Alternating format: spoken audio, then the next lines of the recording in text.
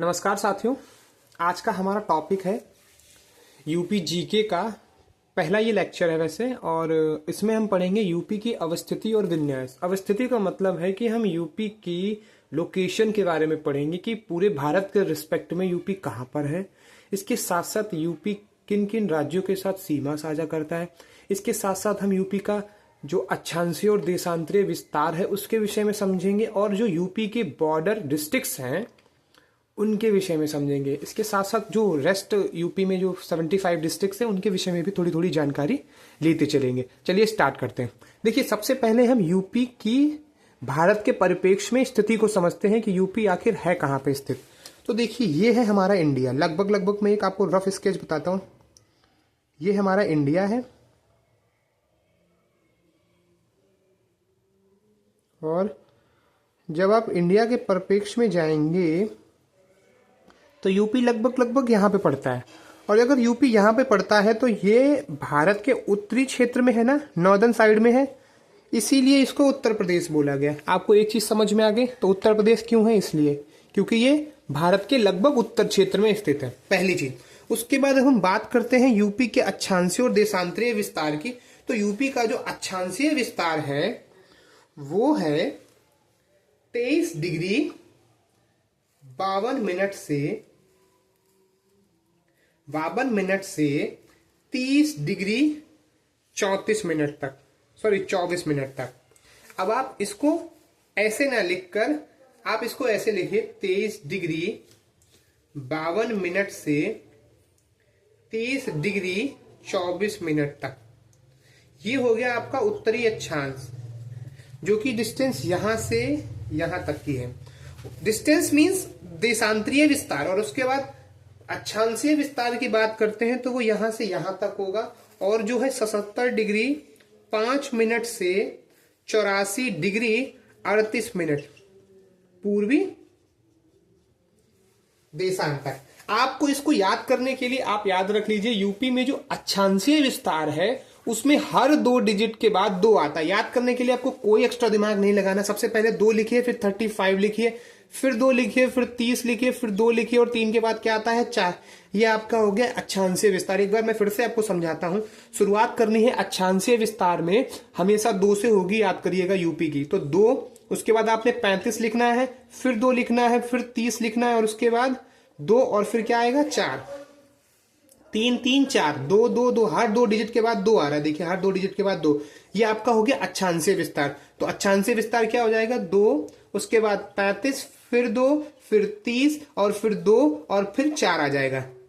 23 degree 52 minute से 30 degree 24 minute अक्षांशीय विस्तार हो गया। ऐसे ही देशांतरीय विस्तार के लिए आप पीछे वाला पहले देशांतर देखेंगे। 8 8, और उसके बाद 4 3, 84 डिग्री 38 मिनट। ये आपका देशांतरीय विस्तार का पीछे वाला कोऑर्डिनेट्स हो गया।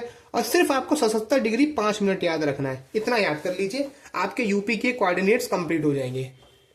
कोऑर्डिनेट आपको समझ में आए यूपी कहां से कहां तक फैला है। उसके बाद अब हम बात करते हैं यूपी के सबसे पूर्वी और सबसे पश्चिमी, सबसे ईस्टर्न और सबसे वेस्टर्न बेल्ट की, या फिर सबसे वेस्टर्न डिस्ट्रिक्ट्स की। तो हम ईस्ट वेस्ट कहां से ले रहे हैं? ये है ईस्ट, ये है वेस्ट, ये है नॉर्थ, और ये साउथ। तो यूपी का सबसे ईस्टर्न पार्ट है यहां पर, ये जो मैंने बताया है, ये है यहां पर बलिया। और सबसे वेस्टर्न है ये, जो कि है शामली। अभी आप चिंता बिल्कुल मत करिए, मैं आपको यहाँ की स्टेट्स भी बताऊंगा कि ये किन किन स्टेट्स के साथ पर्टिकुलर सीमा को साझा करते हैं। उसके बाद जो सबसे नीचे है, ये जो सबसे नीचे है, ये यहां पर है ये सोनभद्र। और ये सोनभद्र सबसे नीचे, तो ये क्या है? सबसे साउथ मोस्ट पॉइंट। बलिया क्या है? सबसे ईस्टर्न बेल्ट। शामली क्या है? सबसे वेस्टर्न। और सबसे नॉर्दर्न क्या होगा? सहारनपुर। इसको मैं अंदर लिखता हूं। ये क्या है? सहारनपुर। यहां तक आपको चीजें समझ में आई। यूपी का सबसे ईस्टर्न बलिया, सबसे वेस्टर्न शामली, सबसे नॉर्दर्न सहारनपुर, और सबसे साउथ में है सोनभद्र। यहां तक आपको कोई समस्या, कोई प्रॉब्लम तो नहीं। अब हम बात करेंगे आगे। आगे किस विषय में बात करेंगे? हम बात करेंगे यूपी किन किन राज्यों के साथ कहां कहां सीमा साझा करता है, और उस सीमा के रिस्पेक्ट में कौन कौन से राज्य या कौन कौन से देश हैं वो यूपी के साथ सीमा को साझा करते हैं। देखिए अभी अभी अभी मैंने आपको ईस्ट वेस्ट नॉर्थ साउथ बताया है, यहां तक आपको चीजें कंप्लीट हो गई। अब हम बात करने वाले हैं उन राज्यों की जो यूपी के साथ सीमा साझा करते हैं। देखिए सबसे पहले हम बात करेंगे देश से। तो देश है एक जो कि है लगभग लगभग यहां से नेपाल, ठीक। नेपाल के बगल में क्या, देखिए जो लड़के ये जो हम लोग जो पश्चिमांचल में रहते हैं वो जानते होंगे कि बरेली पूर्णागिरी हम लोग जाते हैं। तो पूर्णागिरी कहाँ पर है, उत्तराखंड। तो वो बरेली से ही हम लोगों को जाना पड़ता है, बरेली पीलीभीत होते हुए। तो उत्तराखंड नेपाल के बाद आएगा। नेपाल से हम लोग पशुपतिनाथ जाते हैं, आपको याद होगा। तो ये उत्तराखंड। उत्तराखंड के बाद सहारनपुर पे आपको ये ऐसा क्रॉस लगाना है, ये यहां पर आता है एचपी, और एचपी के जस्ट इस साइड ये हरियाणा आता। टेंशन मत लीजिए, मैं आपको सारे राज्य बताऊंगा, आप बिल्कुल निश्चिंत होके रहिए, ठीक है। एचपी। और फिर ये है दिल्ली। दिल्ली से सटा हुआ यहां तक है ये एचआर, यहां तक। आपको समझ में आ रहा है? यही जो बॉर्डर है यहां पर, यहां के आसपास कहीं पर आपको मिलेगा मथुरा। मथुरा के बाद क्या आता है, आगरा। और आगरा के भरतपुर से हम लोग राजस्थान से ऐड हो जाते हैं, और आगरा के बाद आता है फिरोजाबाद। फिरोजाबाद किसके लिए फेमस है, चूड़ी के लिए। तो यहां पर है लगभग फिरोजाबाद, और फिरोजाबाद से ही ये राजस्थान का बॉर्डर कट हो गया। अब ये राजस्थान और यहां पर एमपी के लिए है। एमपी कहां तक है, ये सोनभद्र के लिए, और सोनभद्र यहां तक, ये पूरा एमपी का बॉर्डर है, ठीक है। अब हम सोनभद्र तक आ गए हैं, ये सोनभद्र आपको याद है। अब हम सोनभद्र तक आ गए। अब सोनभद्र से ही एमपी से क्या हटा, छत्तीसगढ़। तो सोनभद्र से ये है छत्तीसगढ़।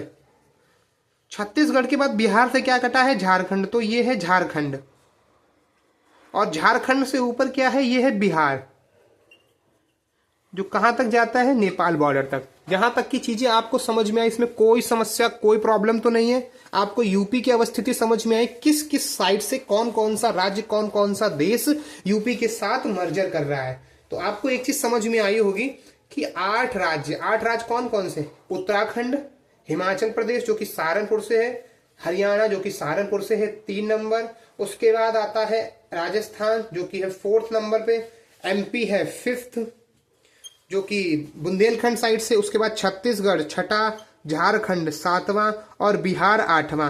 तो 8 राज्य प्लस 1 यूटी।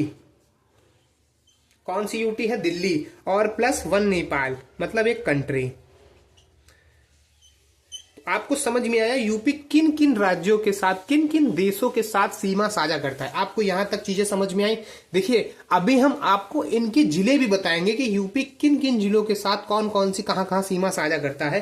तो हम सबसे पहले शुरुआत करेंगे उत्तराखंड बॉर्डर से। उत्तराखंड बॉर्डर की अगर हम बात करते हैं तो हमें मालूम है यहां पर क्या है, यहां पे है सहारनपुर, ठीक है। अब याद करिए जो उत्तराखंड बॉर्डर है उसके लिए आप याद करिए, उत्तराखंड बॉर्डर के लिए, यूके बॉर्डर के लिए। देखिए ये वीडियो थोड़ी सी लंबी होने वाली है तो आप इसके लिए तैयार रहिए। उत्तराखंड बॉर्डर के लिए आप याद करिए सहारनपुर की मौज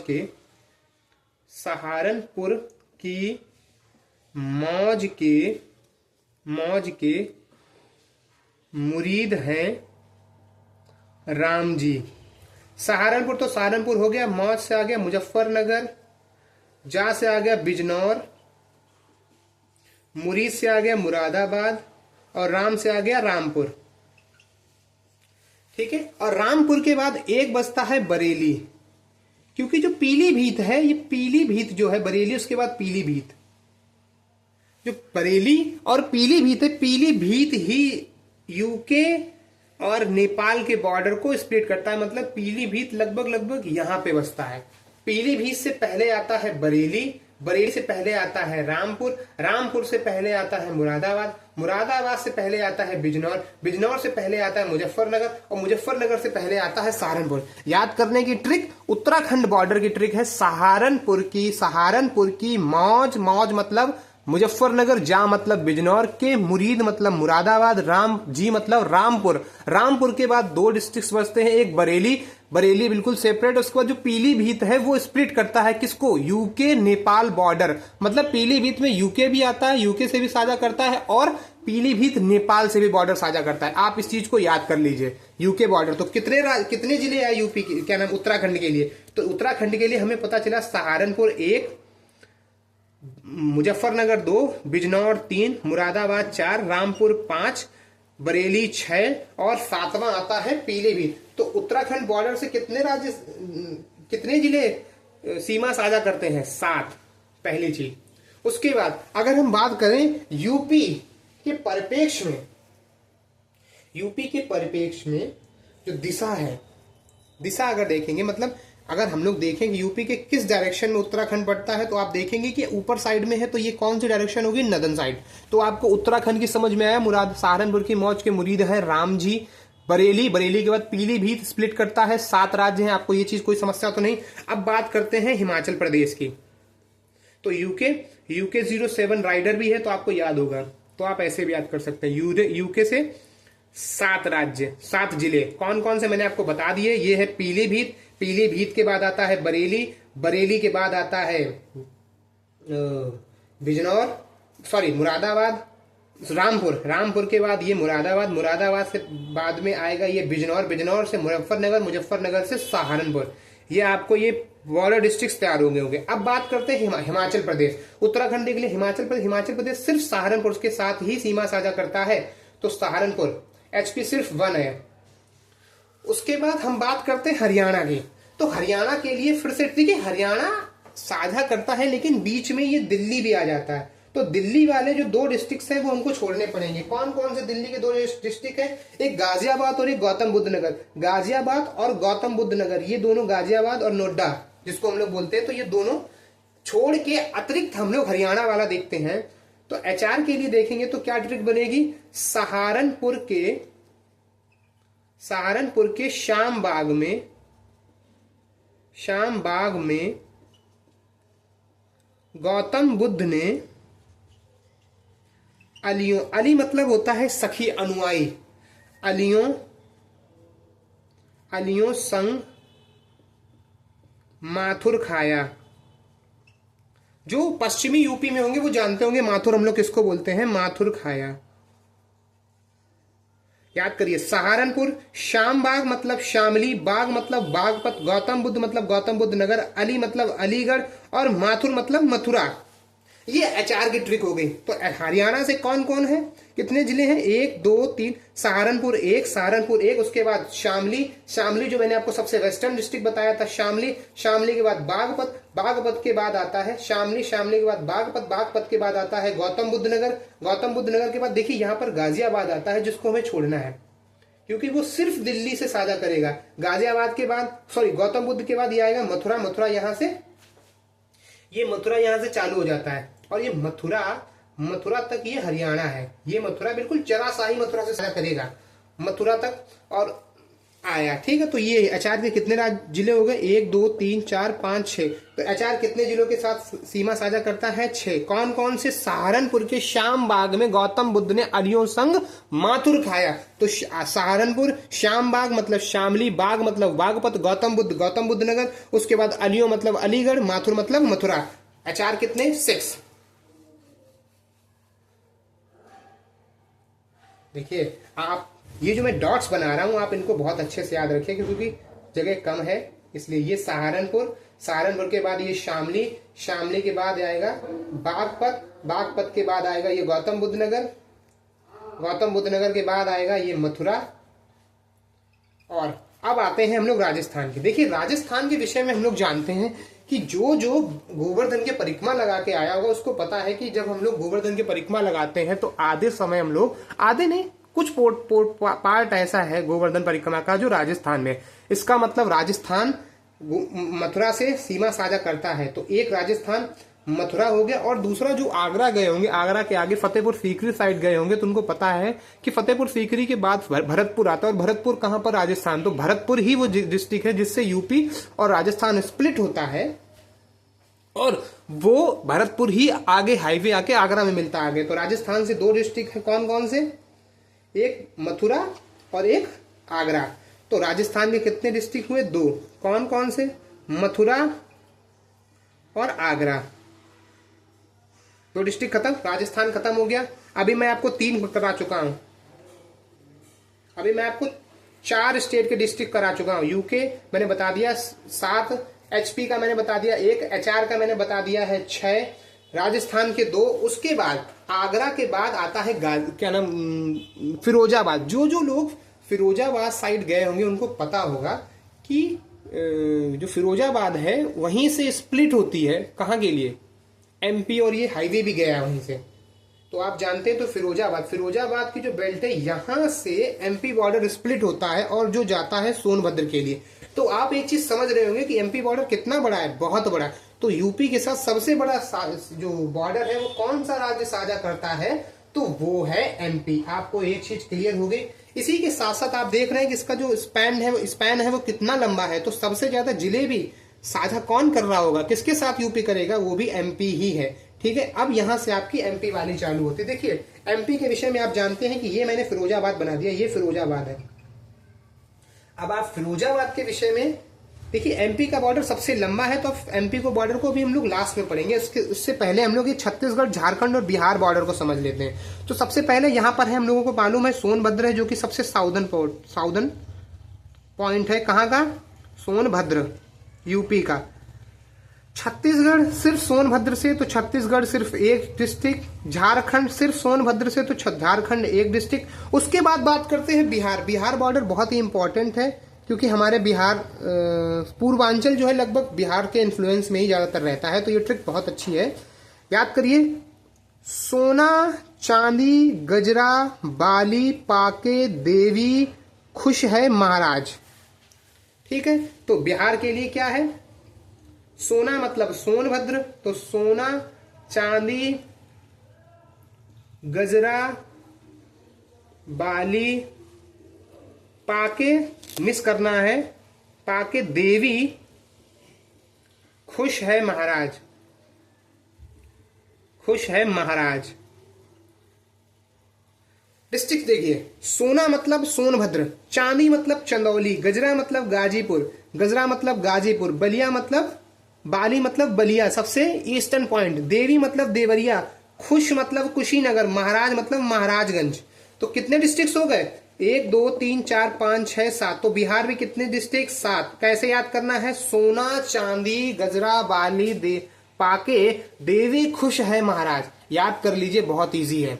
ठीक है, ये सारी ट्रिक्स मेरी बनाई हुई हैं, इसलिए आपको याद कर लीजिए, बहुत ही इजी है। बॉर्डर आपके लिए चुटकियों में याद हो जाएंगे। ठीक है, तो बिहार बॉर्डर कहां से है, सोनभद्र से। बिल्कुल सोनभद्र थोड़ा सा ऐड होता है। सोना, चंदौली, गजरा, गाजीपुर, बलिया ये है, देवी, देवरिया, खुशीनगर, और ये है महाराजगंज। तो बिहार बॉर्डर आपको समझ में आ गया, इसमें कोई समस्या तो नहीं। आप इनको लिखते भी रहिए। सोना नहीं दिख रहा है तो आप सुन रहे हैं वो लिखिए। बिहार कितने बॉर्डर, 7। अब बात करते हैं जो नेपाल के साथ कितने जिले साझा करते हैं, वो भी आप एक बार देख लीजिए। तो हमने आपको बताया था कि जो पीलीभीत है वो उत्तराखंड और नेपाल दोनों के साथ बॉर्डर साझा करता है। तो हम यहां पर देखेंगे नेपाल के लिए। ठीक है, तो नेपाल के विषय में आप देखेंगे तो हमने पीलीभीत से छोड़ा था, तो हम पीलीभीत से ही स्टार्ट करेंगे। पीली खीर बना के बलराम सिद्धार्थ नगर पहुंचे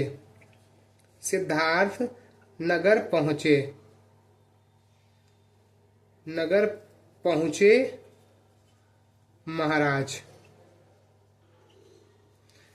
पीली मतलब पीलीभीत, खीर मतलब खीरी, बनाके मतलब बहराइच, बलराम मतलब बलरामपुर,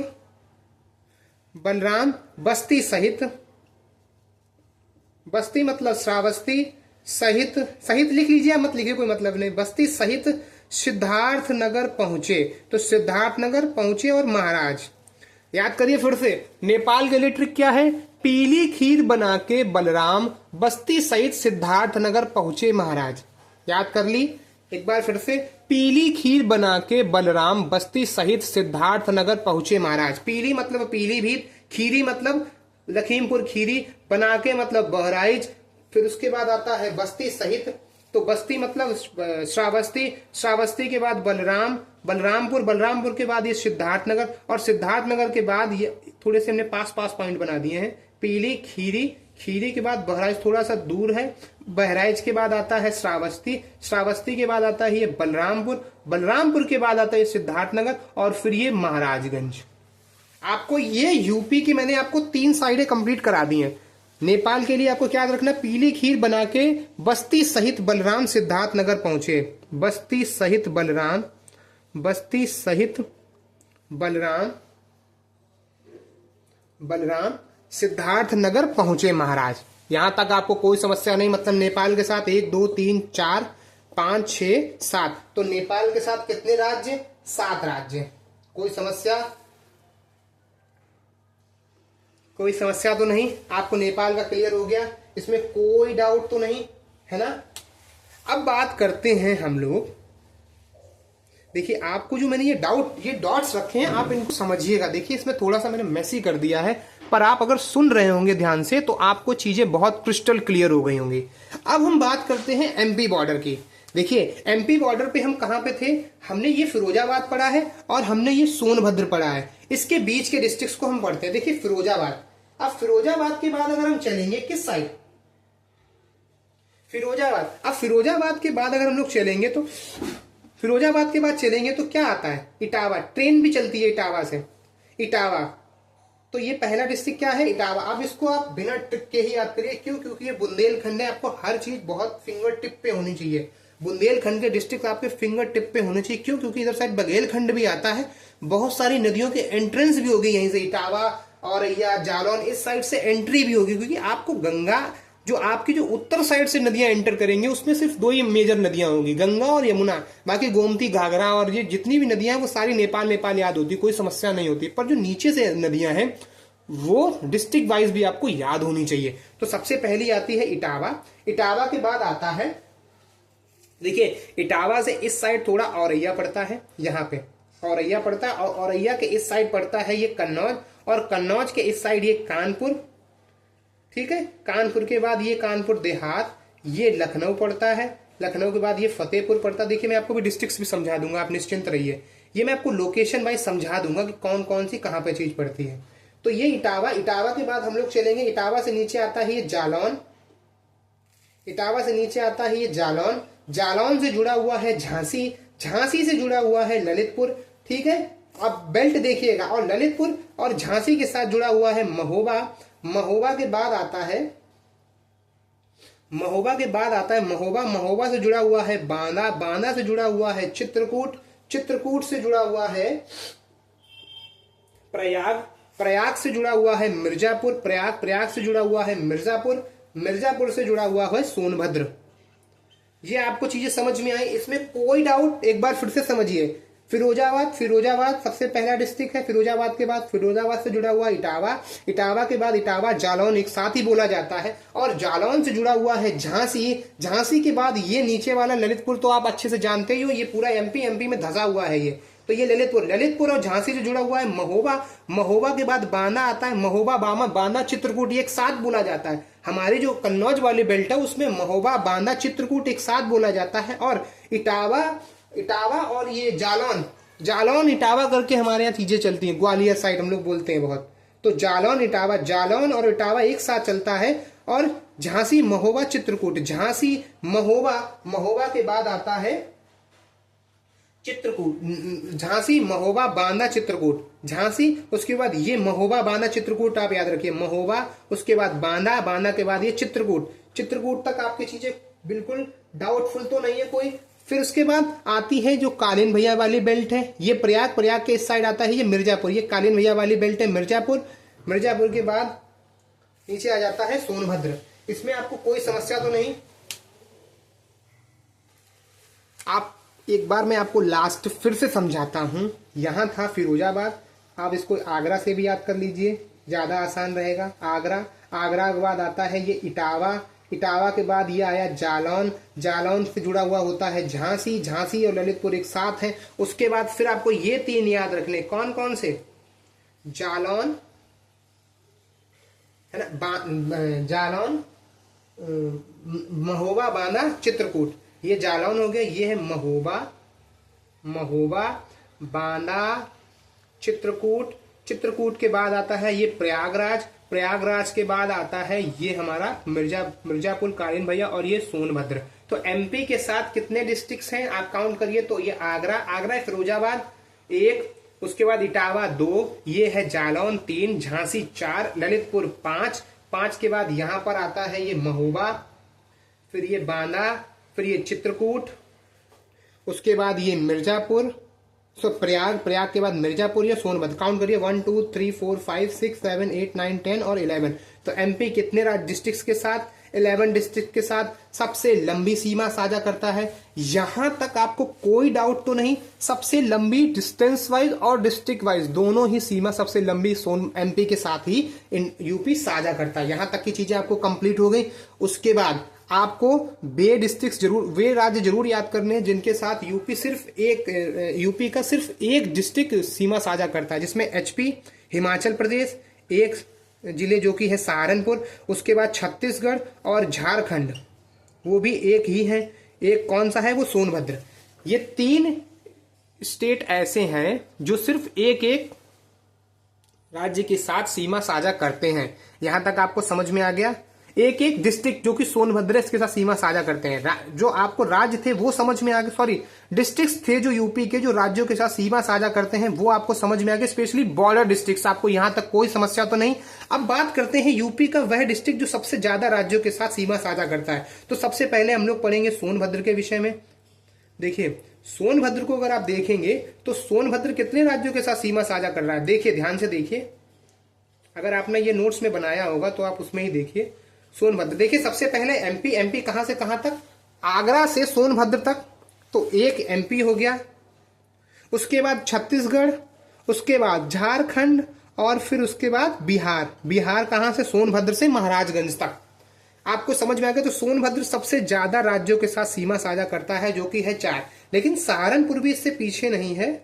सहारनपुर कितनों के साथ, 3 के साथ। सबसे पहला कौन सा है, उत्तराखंड कहां से कहां तक, सहारनपुर से पीलीभीत तक उत्तराखंड सीमा साझा करता है। उसके बाद सिर्फ सहारनपुर से ही एचपी सीमा साझा करता है। और हरियाणा जो है वो सहारनपुर से मथुरा तक यूपी के साथ सीमा साझा करता है। तो सहारनपुर 3 डिस्ट्रिक्ट्स के साथ, सहारनपुर जो है 3 स्टेट्स के साथ सीमा साझा करता है। आपको यहां तक की कोई समस्या तो नहीं। देखिए आप इनको याद मत करिएगा, आप इस जो मैंने आपको नीचे समझाया थोड़ा सा मैसी है, आपको कम समझ में आ रहा होगा। आप इसको 1-2 बार देखिएगा, मेरी बात को सुनिएगा। शायद मैंने 1-2 बार गलत भी कुछ बोला होगा, लेकिन अगर मैंने करेक्ट कर दिया हो तो ठीक, नहीं तो आप मुझे जरूर बता दीजिएगा कि मैंने कहीं पे कोई मिस्टेक करी है। पर आप इस चीज को याद करिए, ये चीज आपके लिए मस्त है, आपको याद ही करनी पड़ेगी।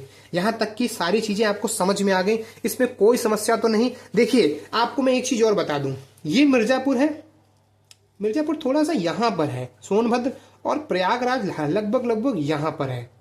ये डिस्ट्रिक्ट्स मैंने थोड़ी सी इधर उधर है, आप लोकेशन वाइज मत जाइएगा।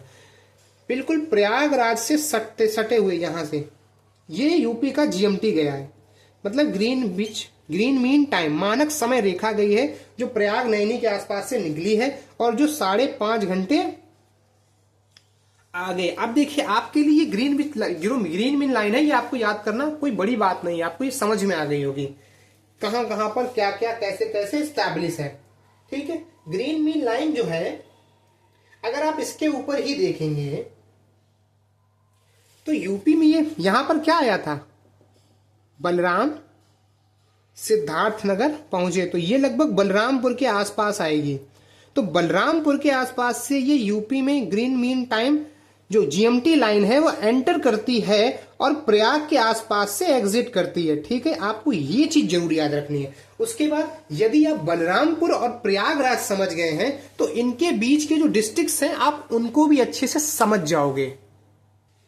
देखिए बलरामपुर से एंट्री की है और प्रयाग के आसपास से ये एग्जिट कर रही है, तो इसके बीच के जो डिस्ट्रिक्ट्स हैं आप वो समझिएगा। वो मैं आपको पहले समझाता हूं, आप ये समझिए। ये है हमारा क्या, लखनऊ राजधानी।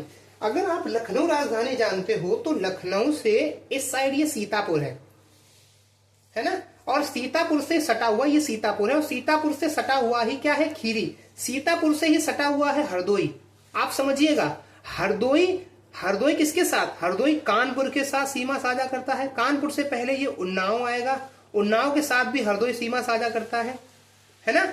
आप इस चीज को समझिएगा, ये जिनके जिनके पास डॉट बना रहा हूं मतलब ये सीमा साझा कर रहे हैं। हरदोई लखनऊ के साथ सीमा साझा नहीं करता है, लेकिन हरदोई और सीतापुर, देखिए ये सीतापुर हो गया, ये हरदोई हो गया, ये उन्नाव हो गया, ऐसा बीच में ये लखनऊ, उन्नाव, हरदोई, ये कानपुर, और कानपुर के बाद ये क्या है, ये अपना कन्नौज है जहां पे मैं रहता हूं, कन्नौज, ये फर्रुखाबाद है। ठीक है, अब ये फर्रुखाबाद, तो फर्रुखाबाद, अब आप समझिएगा, यहां पे बाद में जाएंगे, पहले इस साइड चलते ग्रीन मिस लाइन। तो ये लखनऊ, लखनऊ से जब आप चलेंगे तो हम लोग जानते हैं, जिनको जो जो अयोध्या गए होंगे वो इस चीज से अच्छे से परिचित होंगे कि हम लोग अयोध्या कैसे जाते हैं। अयोध्या बाराबंकी होते हुए जाते हैं। बाराबंकी, बाराबंकी थोड़ा पास बना दिया मैंने, बाराबंकी, और बाराबंकी के बाद आता है फैजाबाद, लगभग बाराबंकी, ये बाराबंकी और ये फैजाबाद, फैजाबाद यहां तक आ जाता, मतलब ये लगभग फैजाबाद के आसपास, और इस साइड आता है बस्ती, है ना, फैजाबाद के इस साइड ये बस्ती और ये अंबेडकर नगर। आप इन सब चीजों को थोड़ा थोड़ा परिचित हो जाइए। अगर आप इन सब चीजों को नहीं जानते हैं तो आपको ये चीजें समझनी पड़ेंगी। यूपी के विषय में आपको लोकेशन बहुत अच्छे से तैयार होनी चाहिए। मैं आपको कुछ याद करने के ट्रिक्स बता देता हूं। वैसे ये फैजाबाद आ जाता है, फैजाबाद के नीचे आता है सुल्तानपुर, इधर साइड ये आ जाता है बस्ती, ये सुल्तानपुर, सुल्तानपुर से नीचे आता है जौनपुर, और जौनपुर के नीचे आता है संत कबीर नगर, और संत कबीर नगर के नीचे आता है ये इलाहाबाद और मिर्जापुर की बॉर्डर। तो ये लगभग ऐसे डिस्ट्रिक्ट से, देखिए जो मैंने बोला है वो आप ध्यान रखिएगा।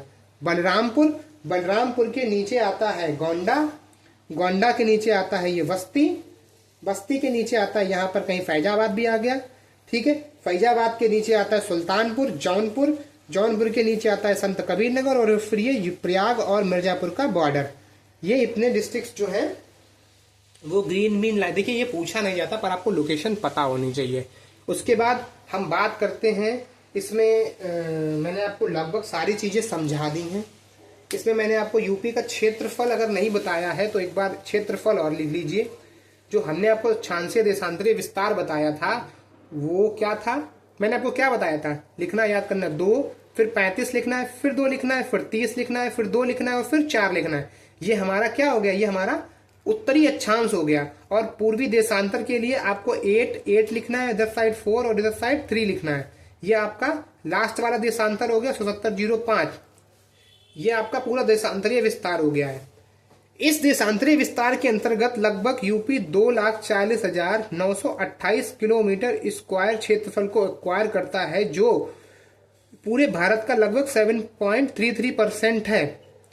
और इसी के साथ 2,40,928 वर्ग किलोमीटर के साथ यूपी की पूरे भारत में क्षेत्रफल की दृष्टि से 4th रैंक हो जाती है।